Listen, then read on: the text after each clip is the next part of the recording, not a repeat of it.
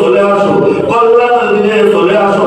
ওয়াতুবু ইলাল্লাহি জামিআ, ওয়াতুবু ইলাল্লাহি জামিআ, ওয়াতুবু ইলাল্লাহি জামিআ আইয়ুহাল মুমিনুনা তুফলিহুন। আল্লাহ তাআলা বারবার কাছে আমার দিকে আসো, তোমরা মাগফিরাতের দিকে আসো, মাগফিরাতের দিকে আসো, জান্নাতের দিকে আসো, জান্নাতের দিকে আসো। হে বান্দা, তুমি তোমাকে পরিবর্তন করো, পরিবর্তন করো।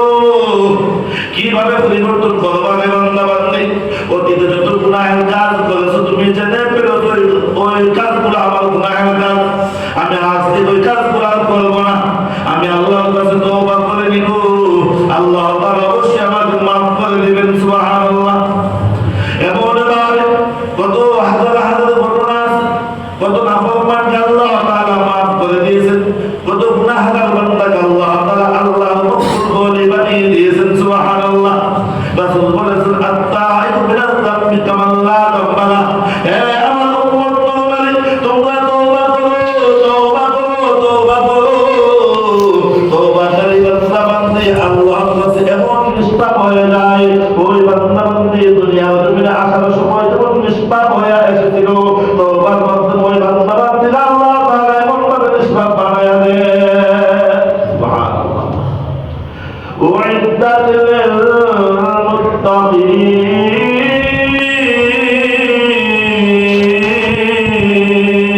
আল্লাহ তাআলা মুত্তাকিদের জন্য জান্নাত রেখে দিয়েছেন। হে বান্দা বান্দি, তুমি আমি কিভাবে মুত্তাকি হইব? মুত্তাকি হওয়ার রাস্তাটা কোনটা? আজকে তুমি একটুখানি চিন্তা করে, একটুখানি মুরাক্কাবা মুশাহাদার মধ্যে বসে যাও বান্দা বান্দি, তুমি একটুখানি শব্দটা বন্ধ করে ফেলো। হে বান্দা, হে বান্দি, তুমি একটুখানি চিন্তা করো, আমার এখন মৃত্যুবরণ হয়ে গেছে, আমি মৃত্যুবরণ করেছি, আমার রূহটাকে আজরাইল বের করে নিয়েছে, আমার নিত দেহটা পড়ে রয়েছে, আমার আত্মীয় স্বজন, আমার ছেলে মেয়েরা আমার পাশে কান্নাকাটি করতেছে, আমি হাত নাড়াইতে পারতেছি না, পাও নাড়াইতে পারতেছি না, তোমাকে কোনো কিছু বলতে পারতেছি না, কিন্তু আমার পাশে তারা কান্না করতেছে, কথা বলতেছে, আমি শুনতে পাইতেছি। তুমি একটাবার চোখটা বন্ধ করে একটাবার চিন্তা করে দেখো বান্দা বান্দি, তুমি অতীতে কিরকম গুনাহের কাজ করেছো, তুমি অতীতে কতটুকু নেকির কাজ করেছো, তুমি একটাবার চিন্তা করে দেখো, আমি যে সম্পদ উপার্জন করেছি ওই সম্পদের মধ্যে অন্যের হক রয়েছে কিনা। তুমি একটাবার চিন্তা করে দেখো, আমার যে ছেলে মেয়েরা আছে, আমার এই কঠিন ছাত্রদের আমাকে তারা সাহায্য করতে পারবে কিনা। হে বান্দা, তুমি মুরাকাবার মধ্যে ধ্যান করে একটাবার চিন্তা করে দেখো, তোমার মরণ হয়ে গেছে, ওই মানুষেরা তোমাকে গোসল করানোর জন্য গরম পানির ব্যবস্থা করতেছে, তোমাকে কাপড় পরানোর ব্যবস্থা করতেছে, তোমাকে ওই জানাজার মাঠে নিয়ে গেছে,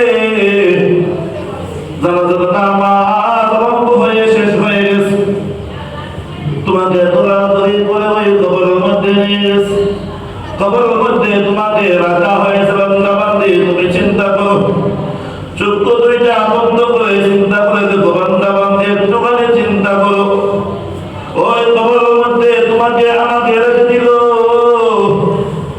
উপরের মধ্যে পাশের সানি বিছায়া দিল, উপরে মাটি দিয়ে তালাবদ্ধ করে দিল, ওই কবরের মধ্যে আমি একা একা হয়ে গেলাম, আমার সাথে কোনো ভাই গেল না, বোন গেল না, বাবা গেল না, মা গেল না, এত সম্পদের ভাগ করলাম, এত সম্পদের মালিক আমি, কোনো সম্পদ আমার সাথে গেল না, আমার ডাইনে মাটি, বামে মাটি, সামনে মাটি, পিছে মাটি, আমার উপরে মাটি, চতুর্দিকে মাটি আর মাটি, মাটি আর মাটি। হ্যাঁ বান্দা বান্দি, তুমি মুত্তাকি হতে চাও, মুত্তাকি